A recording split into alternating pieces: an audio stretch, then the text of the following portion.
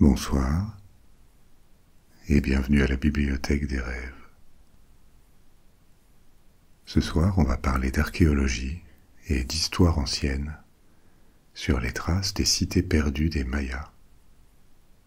Vous connaissez les Mayas comme l'une des grandes civilisations précolombiennes, comme les Aztèques au Mexique ou les Incas dans les Andes.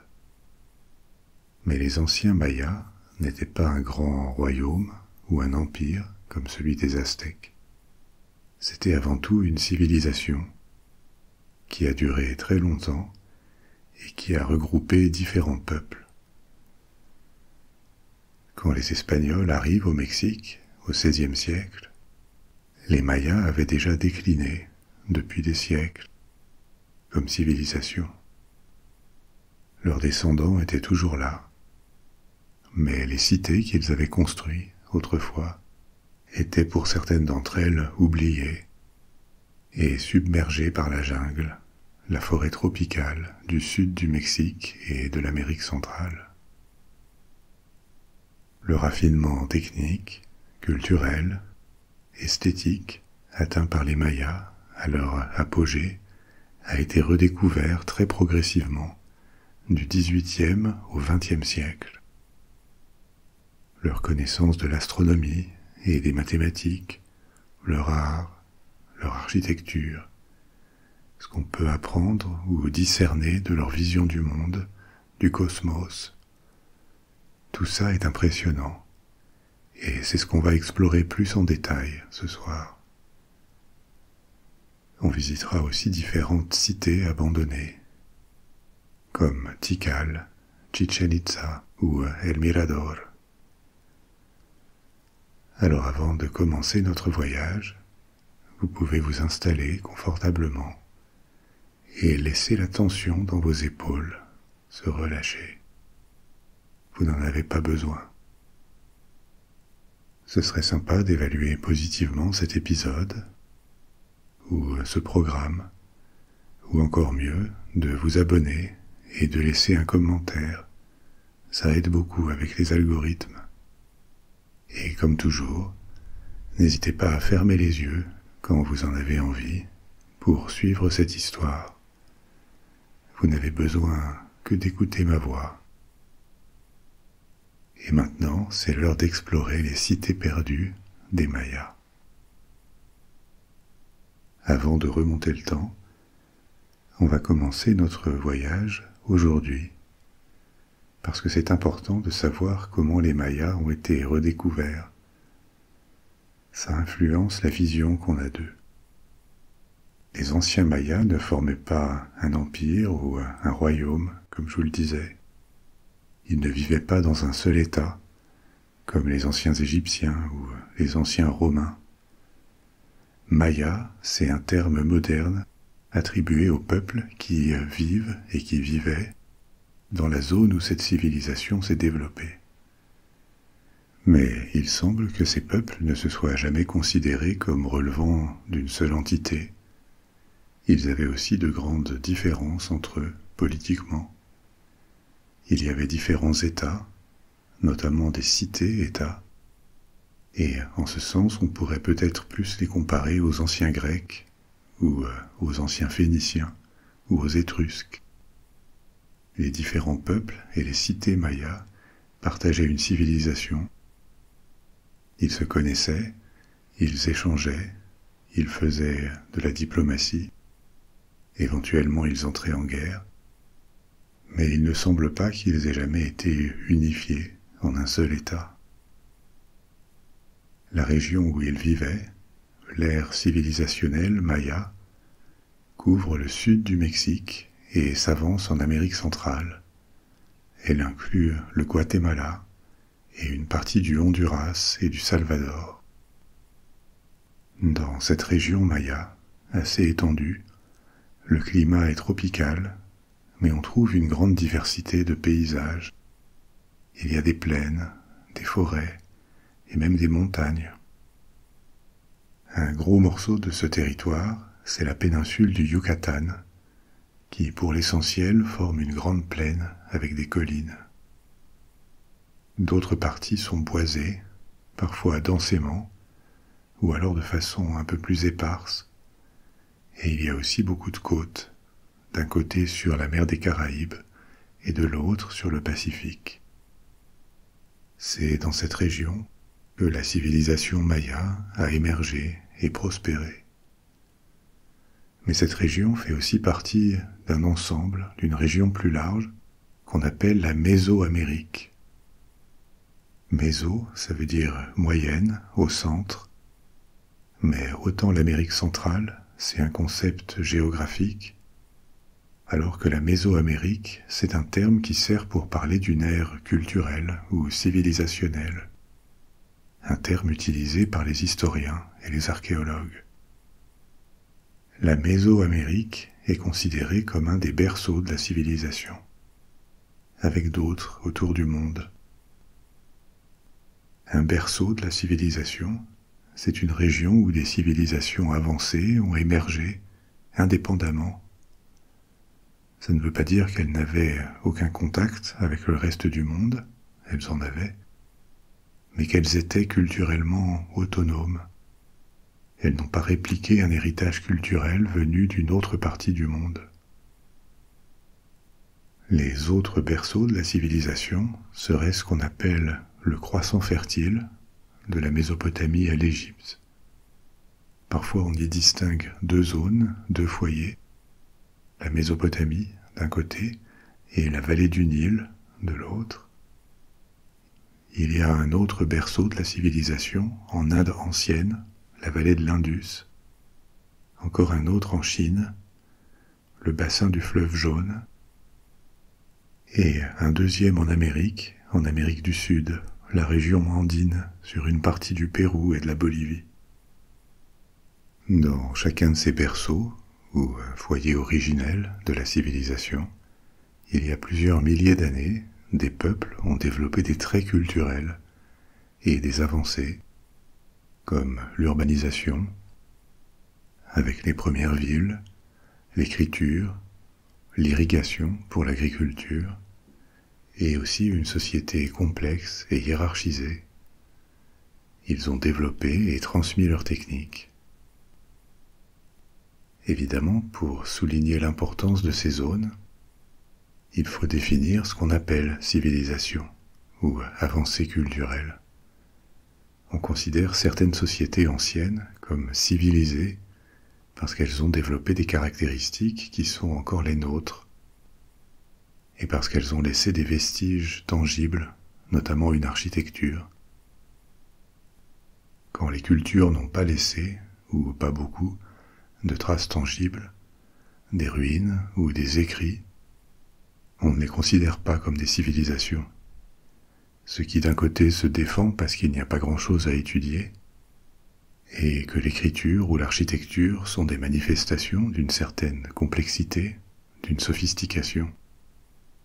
Mais intrinsèquement, ce qu'on appelle civilisation, c'est quand même une sorte de jugement, et les critères qui définissent les civilisations ne sont pas forcément gravés dans le marbre pour toujours. On les définit quand même largement par rapport à nous-mêmes, par rapport à ce qu'on considère comme des réussites culturelles et techniques. Les experts s'entendent sur une série de critères qui définissent les civilisations, qui les distinguent comme des cultures avancées à leur époque. Il y a la pratique de l'agriculture, évidemment, l'existence de villes, la métallurgie, une société hiérarchisée, c'est-à-dire que les individus appartiennent à différentes classes, ils occupent différents rôles dans la société, que ce soit fondé sur leur naissance ou sur leur mérite. Et enfin, l'existence d'une architecture monumentale. Monumentale, c'est-à-dire que les constructions ne soient pas limitées à des habitations simples. Il faut des monuments ou des bâtiments publics, ou des temples, ou des palais, ou des forteresses, et souvent tout ça à la fois. Les Mayas remplissent tous ces critères, et en Mésoamérique, plusieurs cultures antérieures et postérieures aux Mayas étaient aussi civilisées. Dans l'ensemble de la Mésoamérique, les cultures qui se sont succédées partageaient différents traits qu'on retrouve donc aussi chez les Mayas. Il y avait une connaissance avancée de l'astronomie, une tendance aussi à pratiquer des sacrifices humains à relativement grande échelle, en tout cas plus que ce qu'on observe dans les autres foyers de civilisation autour du monde. Et aussi une vision du monde, une cosmologie particulière. Les cultures de Mésoamérique voyaient le monde comme divisé en 3 parties, 3 royaumes, avec le ciel, la terre et le monde souterrain. Ça, c'est une vision assez classique et qui est apparue probablement spontanément dans différentes cultures. Mais en plus, ils voyaient aussi le monde comme partagé, divisé en 4 secteurs ou orientations, alignés avec les points cardinaux. La zone Maya couvrait environ 1/3 de la Mésoamérique, et tout au long de leur histoire, ils ont eu beaucoup de contacts avec leurs voisins, notamment les voisins au nord, comme les Olmecs ou les Mixtèques, ou vers la fin avec les Aztèques. On estime que les premières traces de civilisation, en Mésoamérique, apparaissent il y a 8000 ans, quand les habitants à l'époque domestiquent des plantes et établissent des communautés sédentaires qui vivent de l'agriculture. Au cours des milliers d'années suivants, ils font de nombreuses découvertes et avancées techniques que d'autres groupes humains autour du monde découvrent aussi, indépendamment. La poterie, la métallurgie, le tissage. Mais il y a aussi des spécificités mésoaméricaines. Les Mayas avaient relativement peu d'animaux domestiques. On retrouve ça dans les différentes civilisations et cultures de Mésoamérique. Et aussi, ils n'utilisent pas la roue. Même quand les premiers explorateurs espagnols arrivent au Mexique, au XVIe siècle, ils trouvent des sociétés qui ont atteint un niveau assez élevé de technique, qu'on pourrait comparer à celui de l'Empire romain par exemple. Mais le transport se fait entièrement à pied ou avec de petits bateaux. Il n'y a pas de brouettes ou de charrettes tirées par des animaux. Pas de chevaux non plus. En fait, il y avait eu des chevaux sauvages en Amérique des milliers d'années avant, mais ils s'étaient éteints. Donc les chevaux seront réintroduits en Amérique par les Européens. On ne sait pas exactement quand les Mayas commencent à développer une civilisation distincte, mais les traces retrouvées au Mexique ou au Belize suggèrent autour de 2000 avant Jésus-Christ. Parce que c'est la date vers laquelle des villages apparaissent, des villages où on a retrouvé de la poterie et des figurines qui relèvent de leur profil culturel. Ces villages ont grandi, et certains d'entre eux se sont transformés en cités, avec de grandes structures religieuses, des temples. On va visiter certaines de ces villes mayas dans un moment, comme Tikal ou Chichen Itza. Mais une de ces villes, ou un centre cérémoniel les plus anciens, est un site appelé Nagbé, qui existait déjà vers 1400 avant Jésus-Christ. Au 8e siècle avant Jésus-Christ, Nagbé avait acquis de grands bâtiments, notamment une pyramide et différents palais. On va aussi parler de l'architecture maya et de leur urbanisme, parce qu'une des caractéristiques des cités mayas, c'était l'importance donnée aux voies de circulation, à la fois dans les villes et aussi entre elles. C'était un urbanisme très planifié, très pensé, pas anarchique du tout, ni spontané, comme dans d'autres types de villes autour du monde. Et on sait, grâce à des fresques découvertes il y a quelques années, que les Mayas avaient une écriture déjà au IIIe siècle avant Jésus-Christ. Elle avait dû apparaître avant, sans qu'on sache précisément quand. Mais à partir du IIIe siècle avant Jésus-Christ, on a la preuve que l'écriture est là. Pour prendre quelques repères, Au IIIe siècle avant Jésus-Christ, il y a plus de 2000 ans, la République romaine était en plein essor. Elle se battait contre Carthage à l'époque.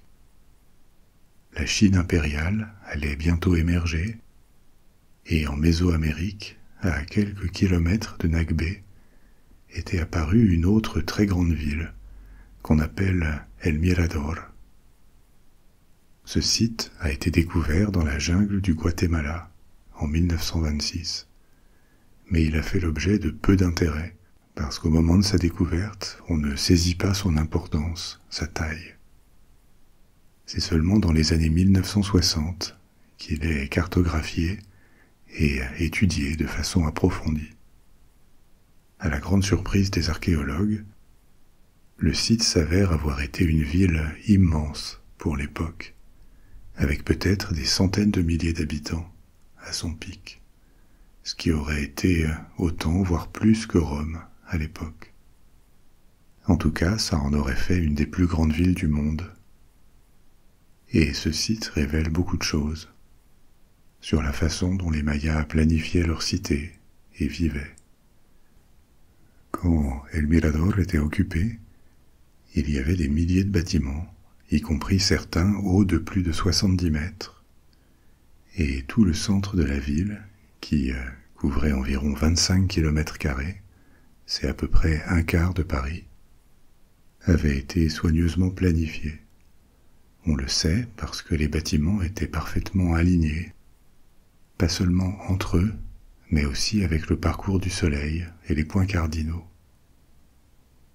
Beaucoup de structures étaient des plateformes artificielles, c'est-à-dire que le sol avait été surélevé et aplani, plateformes sur lesquelles ils construisaient 3 pyramides. On a dénombré 35 de ces plateformes, donc au total, elles supportaient 105 pyramides de différentes tailles. La plus grande est une pyramide appelée l'Adanta, qui est une des plus grandes au monde, après celle de Gizeh en Égypte. Toutes ces constructions étaient en pierre et décorées de stuc. Le stuc, c'est un matériau de construction décoratif, une pâte qui peut être moulée ou sculptée quand elle est humide, et en séchant, elle devient très dure, comme de la pierre. Le stuc ancien était généralement un mélange de chaux et de sable avec de l'eau.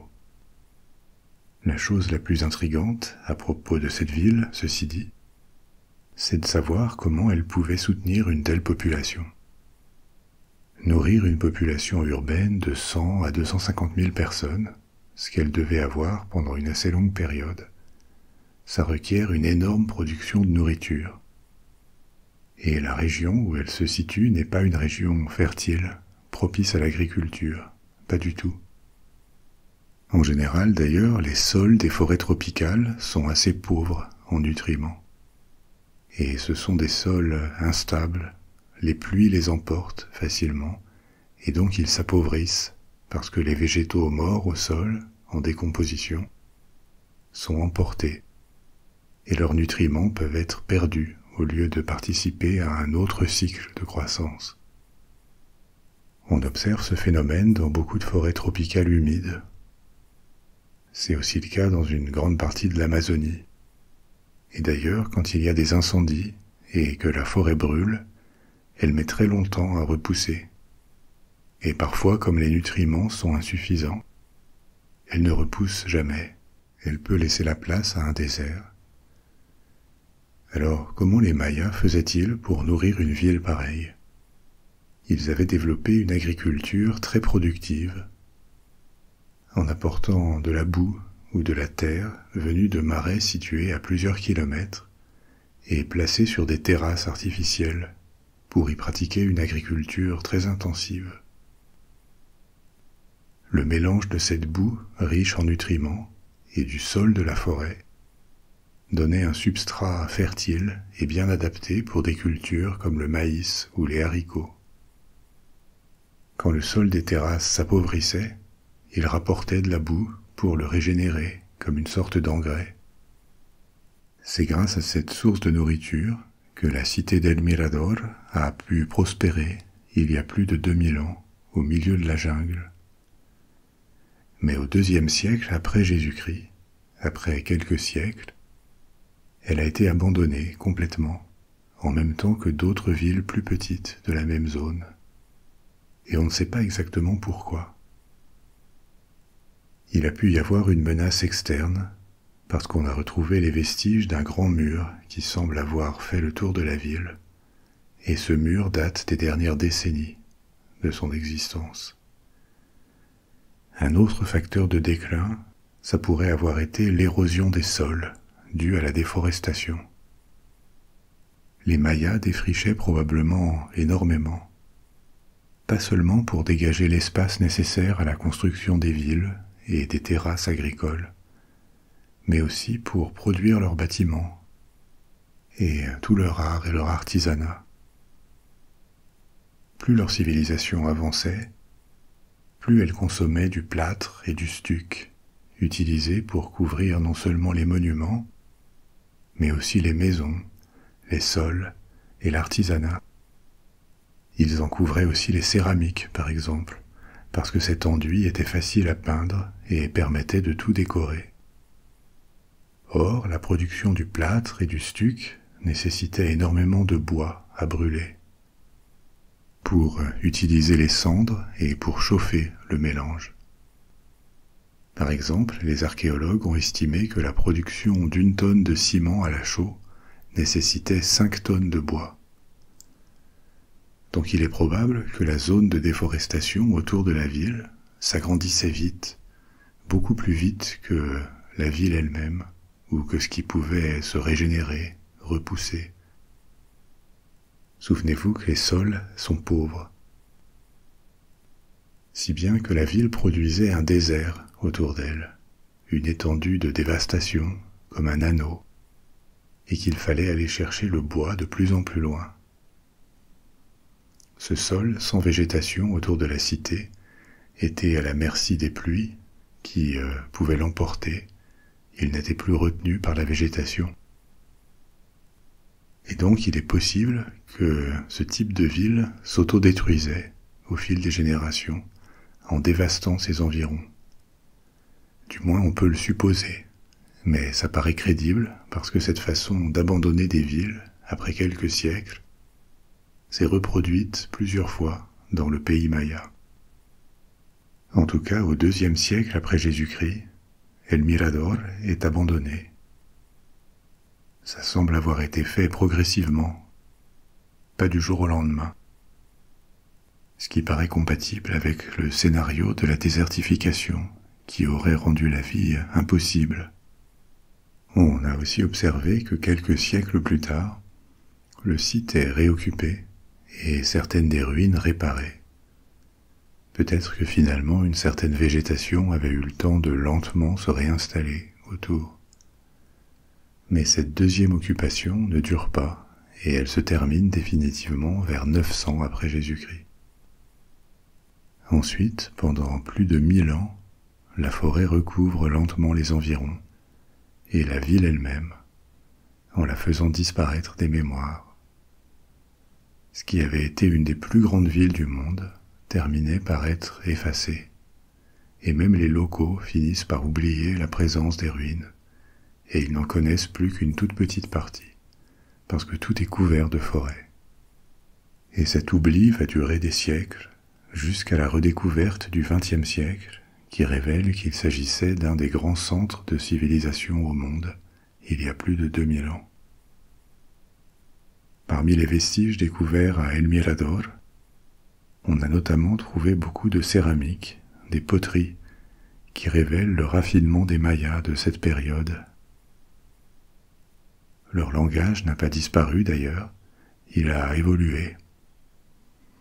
Les linguistes qui ont étudié la question ont conclu qu'il y a environ 4000 ans, vers 2000 avant Jésus-Christ, il y avait un seul langage maya, appelé le proto-maya, qui aurait été parlé dans une petite région au nord ou à l'ouest du Guatemala. Lorsque la zone d'influence culturelle maya s'est étendue, ce langage se serait répandu avec elle. Et avec les distances et la croissance de la population, différentes langues ou dialectes en auraient été issus, comme le huastécan ou le yucatécan. Il y en a d'autres. Et pendant la période précolombienne, ces langues ont divergé entre elles. Peut-être que les locuteurs des différentes langues mayas pouvaient se comprendre jusqu'à un certain point, comme aujourd'hui les locuteurs des différentes langues latines. On ne le sait pas exactement. Mais au total, il subsiste une trentaine de langues issues du proto-maya, langues qui sont parlées en général en parallèle avec l'espagnol, au sud du Mexique et en Amérique centrale. Malgré cette profusion de langues, on a observé que les textes mayas, de ce que les historiens appellent la période classique maya, du IIIe au Xe siècle après Jésus-Christ, la plupart de ces textes, donc, sont dans une même langue, appelée le cholan. Et on suppose que le cholan était une sorte de lingua franca, un langage parlé, ou au moins écrit, par l'élite et les érudits, comme le latin dans l'Europe médiévale, qui servait à écrire la plupart des textes pendant une bonne partie du Moyen Âge. Le cholan aurait été aussi une langue diplomatique et commerciale. En tout cas, on le retrouve dans les textes gravés et les livres mayas. Malheureusement, la plupart des textes ont été détruits sur ordre de l'Église après la conquête espagnole du Mexique, dans le cadre de sa politique de conversion. Seulement 3 ou 4 manuscrits ont échappé à la destruction. Il y en a un qui est à Madrid, un autre à Dresde, et enfin un dernier à Paris. On appelle ce type de manuscrit un codex. Un codex, c'est un cahier qui est formé avec des pages reliées ensemble, un peu comme un livre, mais chaque page est attachée à la précédente, donc ça peut aussi être déplié comme un accordéon. Les textes sont écrits sur de l'écorce, fine et résistante, l'écorce interne de certains arbres. Les Mayas ne fabriquaient pas de papier, et ils avaient développé cette technique à base d'écorce autour du 5e siècle. Les manuscrits étaient écrits par des scribes. Le codex survivant considéré comme le plus important, c'est celui de Dresde. De Dresde parce qu'il a été acquis par la librairie royale de Saxe au XVIIIe siècle, et il est resté en Saxe. Ce codex comporte 74 pages, et on peut le déplier sur presque 4 mètres. Les pages sont couvertes d'informations astrologiques, dont des tables très décorées. Il y a aussi des rituels. Mais ces tables contiennent des données astronomiques sur les éclipses, les équinoxes et les solstices, les cycles de Mars et de Vénus. Toute une information qui aidait sans doute les Mayas à établir leur calendrier annuel, avec les cycles agricoles et les cérémonies religieuses à prévoir. Ce codex de Dresde contient aussi beaucoup d'informations sur leurs dieux et leurs déesses. Le codex de Madrid est plus long, il fait 122 pages, et il contient surtout des almanachs et des horoscopes. On pense qu'il servait aux prêtres mayas à préparer leurs cérémonies, leurs rituels. Et enfin, celui de Paris contient des prophéties et une description du zodiaque maya. Ces textes datent des derniers siècles de la civilisation maya, quand elle avait déjà passé depuis longtemps son heure de gloire, si on veut. On va y revenir après. Mais ils fournissent quand même une mine d'informations sur leur vision du cosmos, leur connaissance astronomique et leur langage lui-même. Dans son mode de fonctionnement, l'écriture maya fait un peu penser à l'écriture des anciens Égyptiens, parce qu'elle utilise un mélange de syllabes qui représentent des sons, c'est-à-dire, comme quand on écrit en français, les lettres forment des syllabes et les suites de syllabes forment des mots. donc on écrivait des syllabes en langue maya. Mais en plus, ces syllabes étaient entrecoupées d'idéogrammes, comme les hiéroglyphes égyptiens, qui pouvaient représenter des mots entiers. Par exemple, le mot maya pour dire jaguar, c'était Balaam, et il y avait deux façons d'écrire ce mot. Soit une tête de jaguar, comme idéogramme, une sorte d'émoticône, qui veut dire jaguar, soit on pouvait écrire 3 syllabes, les signes ba, la et ma, l'un derrière l'autre, qui formaient le mot jaguar.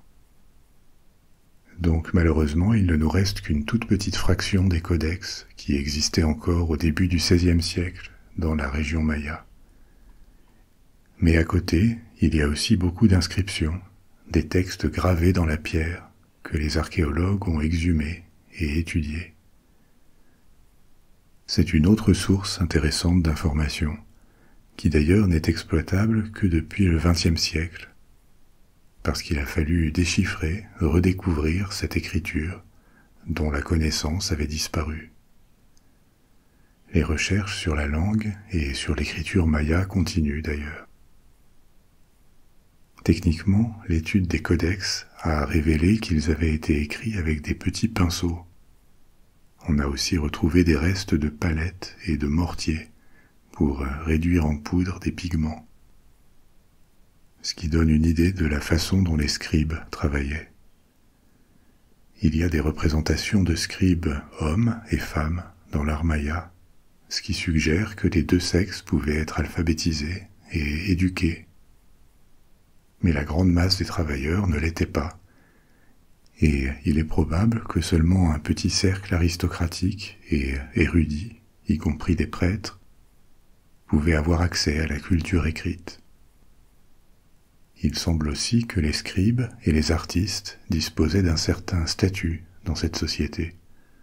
On le suppose parce que leur travail était parfois signé, des textes ou des sculptures, ce qui semble indiquer une certaine reconnaissance sociale. Mais retournons à l'histoire des Mayas pour le moment. On a vu qu'une grande cité, comme El Mirador, était apparue il y a plus de 2000 ans. Il y en a eu d'autres. Et d'ailleurs, généralement, on observe un déclin des cités mayas dans les premiers siècles de notre ère, après cette première période faste.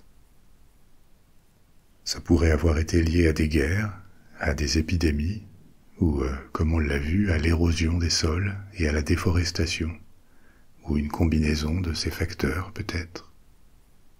Mais en tout cas, au 1er et 2e siècle après Jésus-Christ, on voit différents centres urbains qui avaient des siècles d'antériorité, décliner et même disparaître, être abandonnés.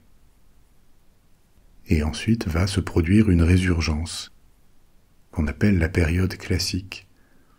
La période antérieure, celle d'El Mirador, on l'appelle pré-classique. Dans cette période classique, qui va voir une nouvelle apogée des Mayas et qui commence au 3e siècle après Jésus-Christ, on observe un nouvel essor.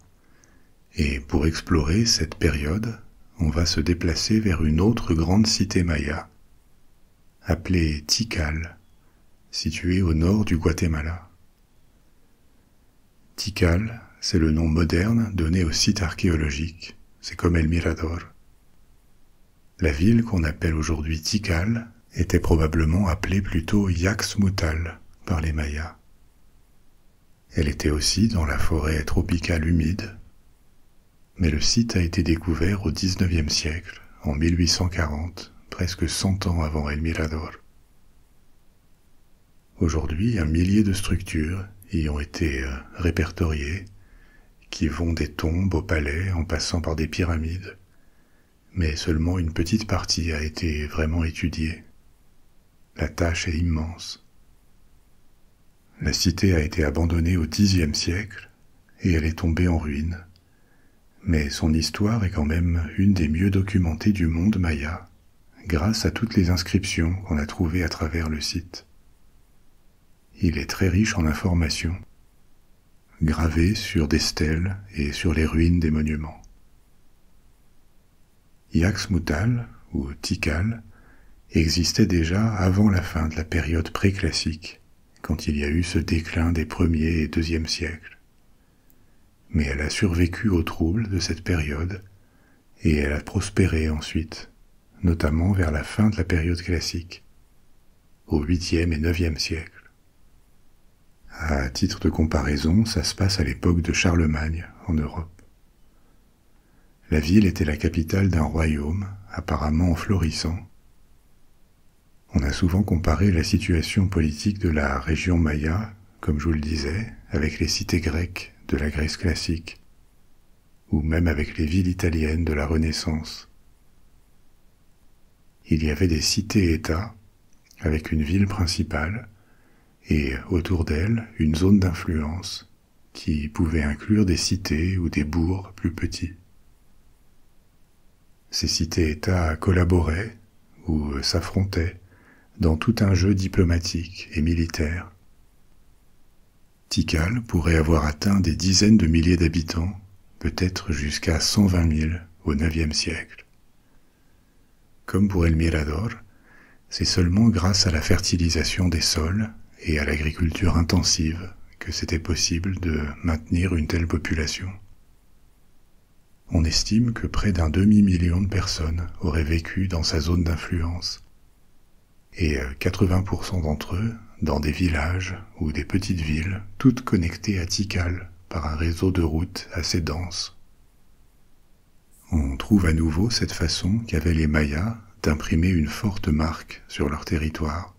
Ils aménageaient beaucoup et ils modelaient l'environnement à leur convenance. Dans la période préclassique, je vous disais que Tikal existait déjà, mais en comparaison avec de grandes villes comme Nagbé ou El Mirador, elle était seulement de taille moyenne à l'époque, ce qui ne l'empêchait pas d'avoir déjà une certaine planification urbaine avec des pyramides. Peut-être que Tikal a bénéficié du déclin de villes plus grandes, ou peut-être qu'elle leur a fait la guerre et qu'elle a gagné. Mais en tout cas, au début de la période classique, à partir du IIIe siècle, on la voit décoller par la taille, et avec une autre cité maya, appelée Calakmul, elle devient un des grands centres de la civilisation maya. Les inscriptions qu'on y a trouvées détaillent une histoire apparemment tumultueuse, avec des guerres et des alliances. Apparemment, ça ne s'arrêtait presque jamais. Et un signe de son influence, c'est qu'au IIIe siècle, après Jésus-Christ, elle avait des relations diplomatiques avec Teotihuacan. Teotihuacan, c'est très loin de la région maya. C'était une grande cité de la vallée de Mexico. Au IVe siècle, les souverains de Tikal construisent un grand palais, qui sera encore agrandi par leurs successeurs, et qui devient le centre d'un complexe appelé l'Acropole centrale, à Tikal. C'était une des zones les plus développées de la ville. Au Ve siècle, un grand système de fortification avec des fossés et des élévations en terre est construit pour protéger Tikal et la zone agricole autour qui la fait vivre, sans doute un signe de menace militaire sérieuse. Et d'ailleurs, c'est plus tard, mais au VIe siècle, il semble que Tikal ait été vaincu par une alliance de deux villes, Calakmul et Karakol. Après ça, pendant des décennies, on n'y construit plus rien, et d'après des inscriptions, le roi aurait été capturé et sacrifié à cette époque. Une longue guerre de succession s'ensuit, et dure jusqu'à la fin du VIIe siècle. Visiblement, ensuite, les choses s'arrangent, les affaires repartent, on recommence à y construire, et sous le règne d'un nouveau souverain, Tikal défait finalement Calakmul. Après quoi la ville de Calakmul ne disparaît pas, mais c'est son tour d'entrer en stagnation, et ça marquera le début de son déclin. À la fin du IXe siècle, alors que Tikal est maintenant à son zénith, une autre crise générale frappe la région maya. là encore, guerre, épidémie, climat, déforestation excessive, on ne sait pas exactement.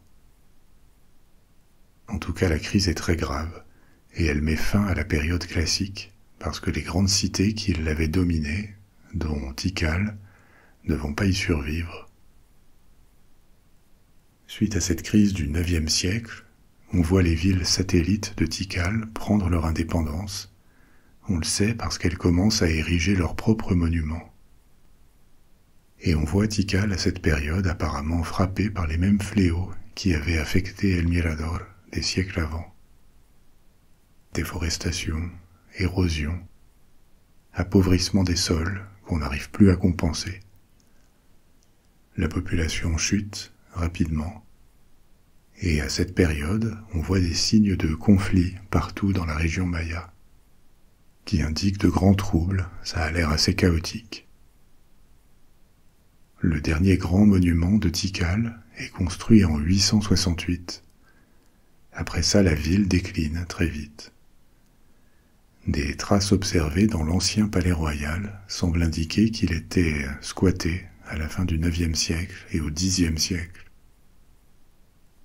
Les occupants ont bloqué des entrées et laissé des déchets. Après 950, le site est presque entièrement déserté et il ne reste plus qu'une poignée de personnes qui ne vivent même plus dans les bâtiments en pierre. Ils ont construit des huttes au milieu des ruines. Ça doit avoir été une ambiance assez particulière. Ces derniers habitants s'éteignent ou s'en vont au XIe siècle, et la forêt absorbe les ruines. Les ruines et aussi le grand anneau désertique que Tikal avait laissé autour d'elle à cause de la déforestation intensive. On pense que la cause la plus probable de l'effondrement de Tikal, c'est la surpopulation et le déclin de son agriculture, qui n'avait plus les sols nécessaires pour produire. Elle aurait tout épuisé et les terres de meilleure qualité auraient été trop loin. Mais la chute de Tikal est aussi un symbole de ce qui arrive dans tout le monde maya à la même époque. La civilisation urbaine, dans l'ère maya, s'effondre. Et cette fois, elle ne se relèvera pas complètement, comme au début de la période classique. Ce qu'il reste de Tikal après le Xe siècle, les ruines, passe le millénaire suivant sous le couvert de la forêt, jusqu'à son exploration, sa redécouverte.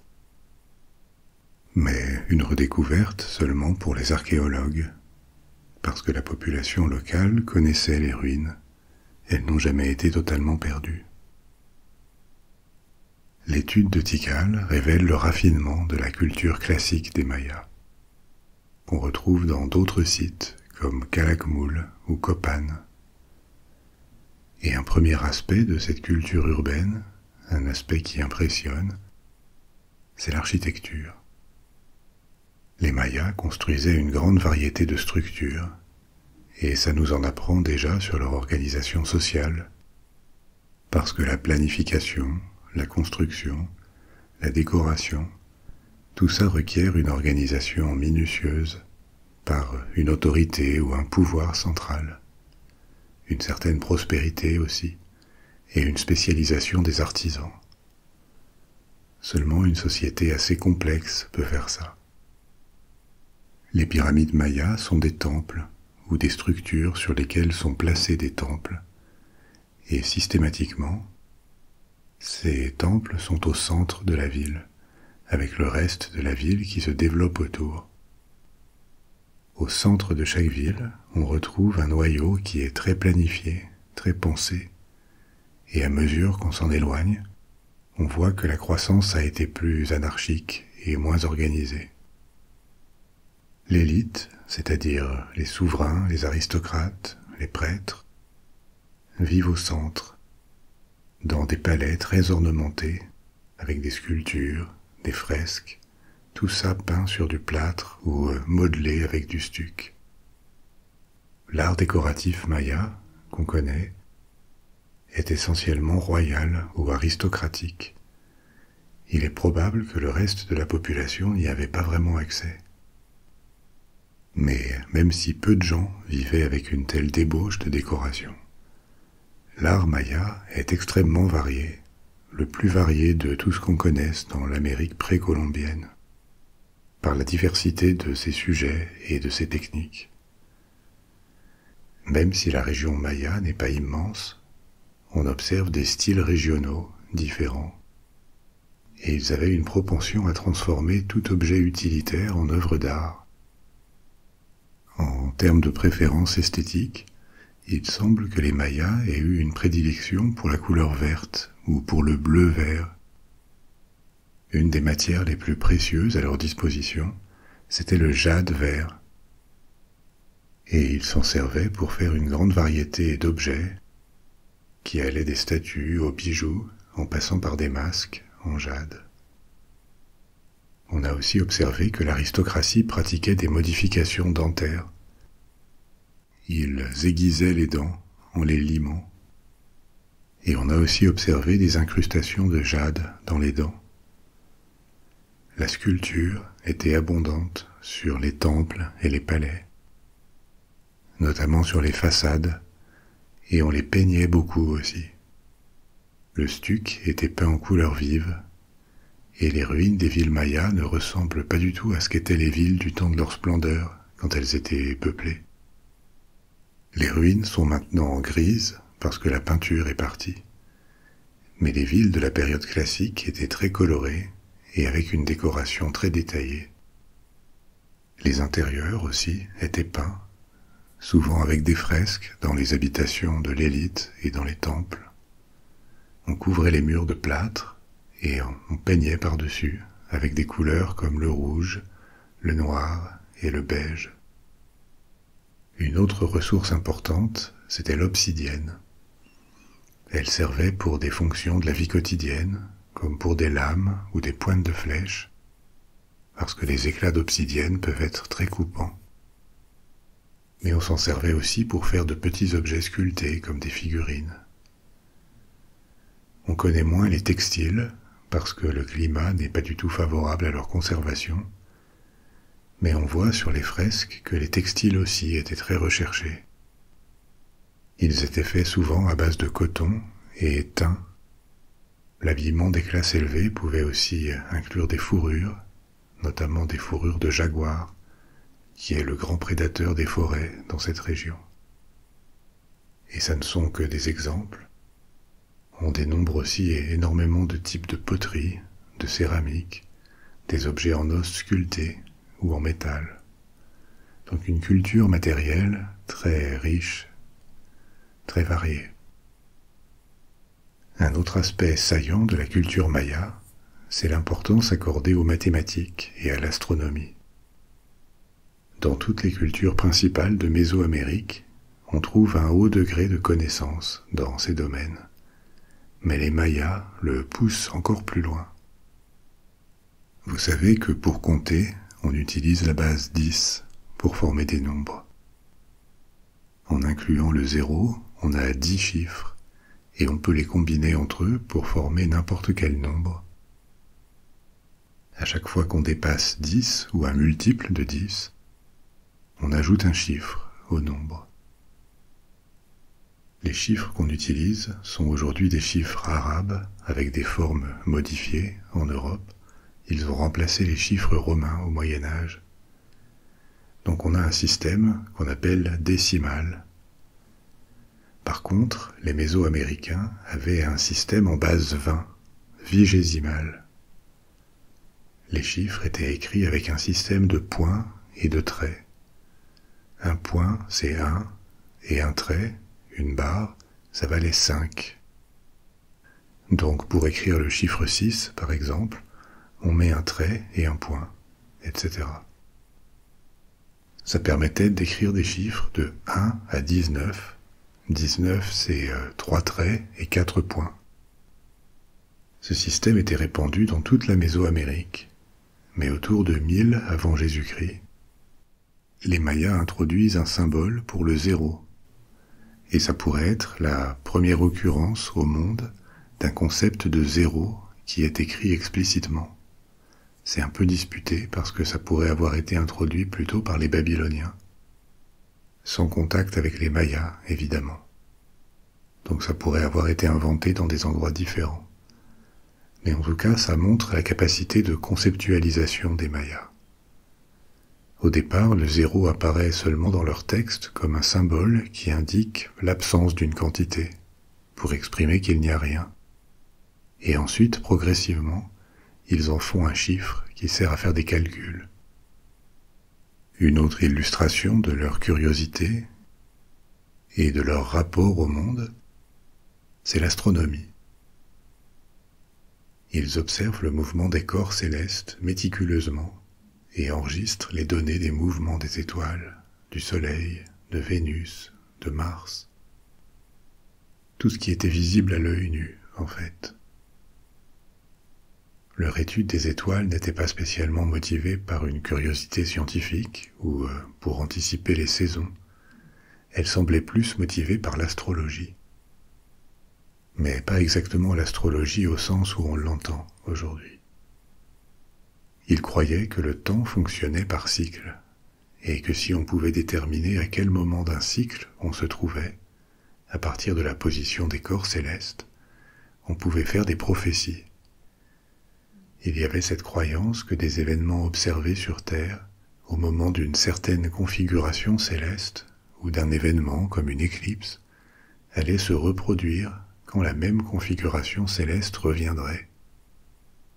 Donc la croyance que ce qui se passe sur Terre est en fait la conséquence, le produit direct de ce qui se passe dans les cieux, qu'il y aurait une connexion entre les deux, une sorte de mécanique. On connaît ou on appréhende cette vision du monde grâce notamment au codex dont je vous parlais avant. Et cette obsession pour l'astronomie et l'astrologie leur a fait établir des tables sur les éclipses, des calendriers, leur a fait développer une connaissance astronomique qui, à la fin du premier millénaire, à l'époque du Moyen-Âge européen, était plus précise et plus affûtée que ce qu'avaient les Européens, les Arabes ou les Chinois. Par exemple, ils avaient mesuré le cycle de Vénus, qui dure 584 jours, avec une erreur de seulement 2 heures. Vénus était associée à la guerre, elle avait un symbolisme qui est un peu à l'opposé de celui de l'astrologie occidentale. Et donc les souverains mayas attendaient l'ascension de Vénus dans le ciel de la Terre pour lancer une campagne militaire, dans l'espoir de compter sur le soutien de Vénus. Les éclipses, qui sont assez rares évidemment, étaient attendues dans la peur, parce qu'on pensait qu'elles pouvaient annoncer des désastres. Donc leur calendrier était central dans la vie religieuse, et d'ailleurs légèrement plus précis que le calendrier julien. Le calendrier julien, c'est celui qui est adopté par Rome, sur proposition de Jules César en 46 avant Jésus-Christ. Il est ensuite resté utilisé en Europe pendant plus de 1000 ans. La base du calendrier maya, c'était le jour et ensuite des multiples de 20 et de 18 qui formaient différentes périodes. Les Mayas n'avaient pas de semaine de 7 jours. Leur période de référence comptait 20 jours. Et il y en avait 18 pour faire 360 jours, presque une année. Il y avait aussi d'autres cycles, toujours des multiples de 20, 20 ans, 400 ans, et ainsi de suite. La fin de ces cycles longs était chargée de sens. C'était à chaque fois vu comme la fin et le début d'une nouvelle ère. Plus le cycle terminé avait été long, plus le changement était significatif. Les croyances religieuses étaient très importantes aussi. Et pour en parler, on va à nouveau se déplacer vers une autre cité, sans doute la plus connue du monde maya, Chichén Itzá, qui est au Mexique et qui est un bon reflet de la période tardive des Mayas. Chichén Itzá est située dans la péninsule du Yucatan, et c'est notamment son exploration par les archéologues du XIXe siècle qui a lancé l'intérêt pour l'étude de la civilisation maya. Le noyau central de la ville s'est développé entre 750 et 900 après Jésus-Christ, à une époque où, comme on a vu, on est à la fin de la période classique et les autres villes sont déjà en déclin ou pas loin de l'être. Mais à contre-courant, Chichén Itzá se développe comme cité-État au Xe siècle et elle devient la puissance dominante du Yucatan. Elle contrôle le nord de la péninsule. Alors que les autres grandes villes disparaissent ou sont en train de sombrer, Chichén Itzá survit pendant des siècles et reste un grand centre de culture maya. Elle décline quand même, mais quand les Espagnols arrivent au XVIe siècle, elle a toujours quelques habitants, même si elle est décadente. Ce qui distingue Chichén Itzá des autres villes, à part l'époque, c'est sa variété de styles architecturaux et une population qu'on pense avoir été assez diverse, assez cosmopolite. On y trouve des bâtiments de style non maya, qu'on pense être le reflet d'une diffusion culturelle en Mésoamérique. Il y a des bâtiments au style mexicain, tels qu'on en construit à la même époque bien plus au nord, dans cet autre grand foyer de culture qu'est la vallée de Mexico. Mais c'est loin de la région maya, et on suppose que la décadence culturelle des Mayas et aussi le développement d'échanges avec d'autres régions a rendu Chichén Itzá perméable à des influences étrangères. Ceci dit, c'est aussi sans doute ce qui a fait la prospérité de Chichén Itzá et sa survie bien après les autres grandes villes mayas. Une particularité de la péninsule du Yucatan, c'est qu'elle est aride. Il n'y a aucune rivière ou fleuve, en tout cas pas en surface. Les rivières sont souterraines, et on accède à leur eau à travers de grands trous, des gouffres, qu'on appelle des cénotes. Ces trous apparaissent quand l'érosion souterraine fait s'effondrer le terrain, et ça expose l'eau souterraine en dessous. Ce sont les cénotes qui fournissent l'eau à la population, et il y en a plusieurs autour du site. Le plus célèbre est appelé le cénote sacré, et on y a découvert des restes humains, qui indiquent que des sacrifices y ont probablement eu lieu. On a aussi trouvé des objets en or et en jade, et les blessures sur des ossements sont compatibles avec des sacrifices. Donc, l'âge d'or de Chichén Itzá, c'est entre 900 et 1050 après Jésus-Christ. La ville devient un centre urbain puissant et une des plus grandes villes mayas, ce qui fait qu'elle offre un très large aperçu des bâtiments mayas de cette période post-classique, et aussi des styles étrangers qui ont été adoptés, comme je vous le disais. Un bon exemple de ça, c'est le temple de Kukulcán, appelé aussi El Castillo, le château. Mais c'est un temple qui consiste en une pyramide avec une série de terrasses et des escaliers sur chaque face qui conduisent au temple proprement dit, perché en haut. La construction du temple a commencé peut-être au 7e siècle, pendant la période classique, ce qui en fait un monument maya emblématique. Mais ensuite, le style architectural est influencé par d'autres cultures du Mexique. La pyramide est achevée au 9e et au 10e siècle. Chichén Itzá n'a jamais été enseveli complètement sous la végétation. Parce que quand les Espagnols arrivent au Yucatan, comme je vous le disais, il reste encore des habitants. Et aussi parce que le nord du Yucatan n'est pas couvert de forêts tropicales humides. L'importance des temples et le soin qu'on apporte à les construire, ça reflète bien sûr l'importance de la religion dans les villes mayas et ce que, selon les Mayas, il fallait faire pour préserver l'existence du monde. Les Mayas étaient polythéistes et ils croyaient en un royaume surnaturel peuplé de nombreux dieux et déesses. des divinités qui faisaient partie, comme eux, d'un cosmos très complexe. Il y avait 13 niveaux différents dans les cieux, 9 dans le monde souterrain. Et notre monde, celui du milieu, de la surface et des mortels, était en équilibre à l'intersection du ciel et du monde souterrain.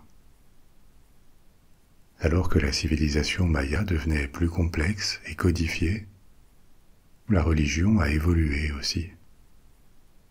Les premiers intermédiaires entre les dieux ou entre les esprits et les hommes étaient des chamans. Mais la caste des chamans évolue pour former une caste de prêtres qui appartient à l'élite. Les prêtres mayas sont riches et les principaux sont des personnages puissants. Ils réalisent, ils orchestrent de grandes cérémonies publiques avec de la musique, des danses rituelles et parfois des sacrifices humains. Les Mayas pratiquaient ce genre de sacrifice, mais ce qui est moins clair, c'est à quelle échelle ils le faisaient. Est-ce que c'était une pratique courante ou plus exceptionnelle? Pendant la période classique, quand leur civilisation est à son apogée, on n'a pas de traces de sacrifices à grande échelle, mais plutôt des cas peu fréquents. Ceci dit, dans les cultures mésoaméricaines, c'est une norme. Les Mayas n'étaient pas différents des autres cultures autour d'eux. Et sans doute qu'ils n'étaient pas non plus les plus sanglants. Rien à voir avec l'échelle sur laquelle les Aztèques pratiquent les sacrifices, plusieurs siècles après. L'empire aztèque se construit des siècles après le déclin des Mayas, et plus loin au nord. Mais les Aztèques pratiquent le sacrifice humain à grande échelle, avec parfois des centaines ou des milliers en une seule journée. Pour autant, ça n'est pas dans leur esprit une tuerie absurde, ils lui donnent un sens. Le sang des sacrifiés renforce leur dieu bienveillant, comme le dieu serpent Quetzalcoatl, pour qu'ils puissent lutter et assurer la pérennité du monde contre les forces du chaos. Mais pour en revenir aux Mayas, on sait qu'ils n'ont pas sacrifié à la même échelle que les Aztèques, mais il semble que la pratique ait augmenté quand ils ont commencé à décliner. Ils sacrifiaient aussi rituellement après leur jeu de Baal, une pratique qui était présente aussi en Mésoamérique en général. Évidemment, cette pratique du sacrifice humain nous paraît révoltante. Pour eux, c'était acceptable, déjà parce que le passage par le monde mortel était temporaire, donc en sacrifiant quelqu'un, on ne faisait qu'accélérer son voyage vers un autre monde. Et ensuite parce que les sacrifices avaient un sens, comme ce que je vous disais pour les Aztèques. C'était un sacrifice d'individus pour le bien commun, qui permettait de préserver l'équilibre du monde et d'éviter sa destruction. Alors, quels étaient leurs dieux et comment fonctionnaient leurs croyances dans ce domaine? Il y a une tradition dans le vieux monde qui associe les divinités avec des fonctions. Que ce soit en Inde, en Mésopotamie, en Grèce ou en Scandinavie, les panthéons peuvent être très différents. Mais les dieux de ces panthéons sont en charge d'un ou plusieurs domaines: la guerre, la justice, l'amour, les océans, la mort. On leur attribue aussi des pouvoirs et des personnalités propres parfois. La vision maya était très différente de ça. La fonction et l'importance de chaque divinité changeaient avec le calendrier. Et donc les fonctions des dieux pouvaient changer à partir de la position des corps célestes. En fonction de la période, les dieux prenaient aussi un aspect différent. Et chacun d'entre eux avait 4 manifestations différentes, associées aux points cardinaux. On ne comprend pas forcément tous les détails de ce panthéon. Mais ils avaient par exemple des dieux comme Itsama, le créateur de l'univers, qui pouvait aussi être un dieu soleil et qui changeait d'aspect avec la course du soleil. Ils croyaient aussi en 4 créatures mythologiques qui soutenaient les 4 coins du monde mortel et 4 autres qui faisaient la même chose pour les cieux. Il y avait plusieurs dieux des tempêtes, et aussi 9 seigneurs de la nuit, un pour chaque royaume souterrain. On connaît une bonne partie de cette information grâce à un document, un texte appelé le Popol Vuh, qui a été écrit par les Mayas au XVIe siècle. Donc ce qu'il contient reflète une vision tardive, qui ne vaut sans doute pas pour toute la période Maya. Mais il donne l'aperçu d'un monde divin qui serait foisonnant, baroque, et qui a probablement changé entre l'émergence d'une culture maya il y a 4000 ans et la conquête venue d'ailleurs il y a 500 ans. Un simple exemple de ces changements, c'est la fin de la période classique, au 8e et 9e siècle, quand les Mayas commencent à vénérer des dieux serpents avec des ailes, un type de culte qui est déjà très répandu en Mésoamérique. Et justement, le nom du dieu serpent, dans le Yucatan, donc à Chichén Itzá, c'était Kukulcán, et le temple de El Castillo lui était dédié. Le culte de Kukulcán semble avoir été très influencé par celui du serpent ailé du Mexique central, le Quetzalcoatl, que je vous mentionnais chez les Aztèques. Par contre, une chose qui semble n'avoir pas changé tout au long de l'histoire maya, c'est la place des prêtres dans la société. Le cosmos et la mythologie étaient extrêmement compliqués, foisonnants, et sans doute par moments contradictoires. Il était aussi considéré comme très important d'anticiper les mouvements des corps célestes et leurs cycles. Et donc les prêtres étaient les guides qui permettaient à tous, que ce soit des rois ou des paysans, de naviguer et de s'y retrouver dans toute cette complexité. Peut-être aussi que ça marchait dans les deux sens.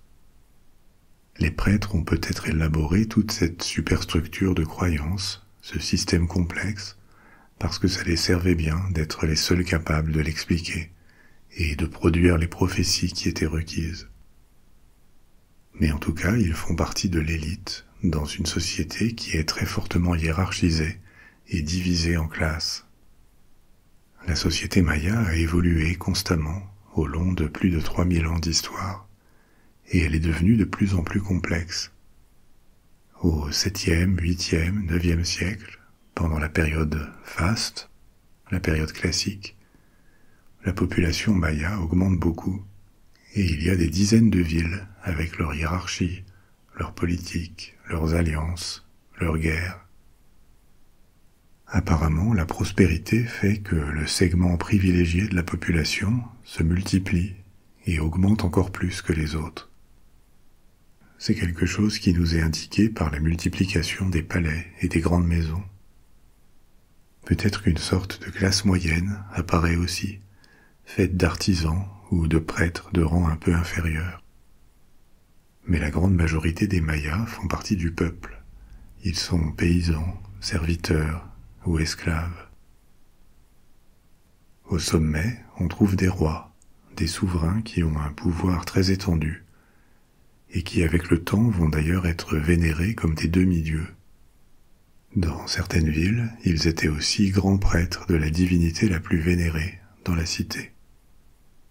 Leur pouvoir était héréditaire, et ils passaient à leur héritier mâle, sauf quand il n'y en avait pas, et dans ce cas, ça pouvait passer à une femme, pour éviter l'extinction de la lignée. Les rois et leurs héritiers devaient aussi être des commandants militaires et des guerriers. On attendait d'eux qu'ils se battent pour de vrai, et qu'ils fassent des prisonniers pour prouver leur légitimité.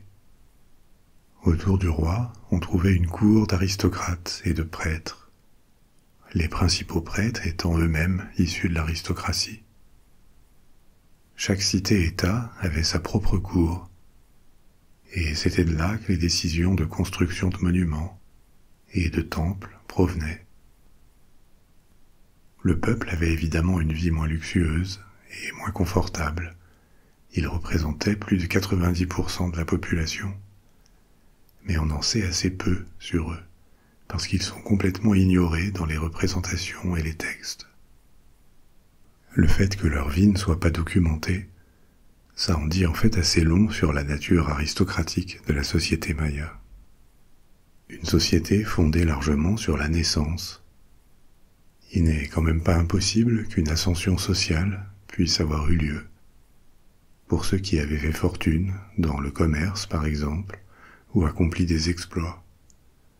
Mais ça restait sans doute très rare. Et l'inégalité entre hommes et femmes était aussi très marquée. Les femmes étaient confinées aux activités domestiques, à quelques exceptions près. Je vous disais auparavant qu'elles pouvaient être scribes, apparemment. Et on a une exception, une cité indépendante appelée Tonina, dans la région du Chiapas, au Mexique, où des reines avaient mis en place un système matrilinéaire, c'est-à-dire que le trône était transmis de mère en fille. Une particularité de l'histoire, de la civilisation maya, c'est quand même ce phénomène récurrent d'effondrement urbain, comme on l'a vu avec différents cas. Les villes pouvaient grandir et prospérer pendant longtemps, même pendant des siècles. Mais à un moment, quelque chose n'était pas soutenable dans leur façon de fonctionner, et elles s'effondraient démographiquement avant d'être abandonnées. Maintenant, l'ascension et la chute des villes, c'est aussi quelque chose qu'on voit arriver dans le vieux monde, de l'Europe à l'Asie. Mais les villes ne disparaissaient pas complètement, ou alors seulement très rarement, quand par exemple on choisissait de les éliminer définitivement. Comme le fait Rome avec Carthage, par exemple. Mais dans le cas des Mayas, c'est trop fréquent et presque systématique pour être ignoré. Même si toutes les grandes villes ne disparaissent pas. On vient de voir l'exemple de Chichen Itza, qui survit au Xe siècle, à la fin de la période classique, où beaucoup de villes sont abandonnées. En tout cas, toutes celles qui ont dominé la période classique, comme Tikal, Caracmoul ou Palenque. Comme je vous le disais, l'explication souvent mise en avant, c'est la déforestation et l'appauvrissement trop fort des sols, qui finissent par ne plus pouvoir subvenir aux besoins. Donc c'est une explication de type écologique. Mais ça n'explique sans doute pas tout, parce que parfois, comme au 1er et au 2e siècle, ou encore au Xe siècle, les effondrements urbains sont simultanés, ou presque. Alors que si les villes s'effondraient simplement à cause d'un épuisement écologique, elles n'auraient pas de raison de le faire comme ça de façon synchronisée. Donc on pense que ça pourrait aussi avoir une relation avec la surpopulation. Elles auraient été victimes de leur succès, ou alors d'une interconnexion trop forte, quand une était déstabilisée, à travers des conflits ou une façon de faire la guerre qui aurait consisté à tout détruire, ça aurait pu entraîner d'autres villes dans la même chute. Donc une part de mystère subsiste, mais indéniablement la civilisation maya est clairement sur le déclin après le Xe siècle, et elle ne se relèvera plus. Chichen Itza arrive encore à briller un peu plus longtemps, jusqu'au XIe siècle, et après ça on ne voit plus de grandes villes, ni de villes dominantes émerger dans le monde maya. Cette période post-classique dure jusqu'à l'arrivée des Espagnols. Donc les Mayas ont connu des jours plus glorieux, à en juger par l'architecture et la production artistique et culturelle. Mais quand les Espagnols arrivent, ils sont toujours là. Et dans le Yucatan, les conquistadors trouvent des bourgs avec des marchés, des villages, et toujours une culture distinctivement maya. Un monde différent à l'intérieur de la Mésoamérique. Le tout premier contact, c'est en 1511. Une caravelle espagnole s'échoue dans les Caraïbes et un seigneur maya capture une douzaine de survivants sur la côte du Yucatan. Ils seront tous sacrifiés, sauf 2 qui réussissent à s'enfuir. Au départ, quand les Espagnols débarquent au Mexique, ils commencent leur conquête plus au nord, contre les Aztèques. Ils capturent la capitale aztèque, Tenochtitlan, en 1521. Et c'est après qu'ils envahissent la région maya, qui est fragmentée en plein de petits royaumes et en cités indépendantes. Cette conquête est assez lente, il faudra jusqu'en 1546, 20 ans, pour contrôler tout le Yucatan. Mais le dernier bastion maya, la dernière cité, encore en révolte, tombe seulement en 1697, très longtemps après. L'invasion espagnole a des conséquences catastrophiques sur la population maya. Il y a la guerre, mais surtout les maladies nouvelles, comme la grippe ou la variole, qui font des ravages sur une population qui est sans protection immunitaire contre elle. Difficile de savoir précisément combien vont succomber, mais c'est dramatique. La population de la Mésoamérique est estimée à 20 millions d'habitants environ, avant la conquête. Et quelques décennies après, elle a chuté entre 70 et 90%.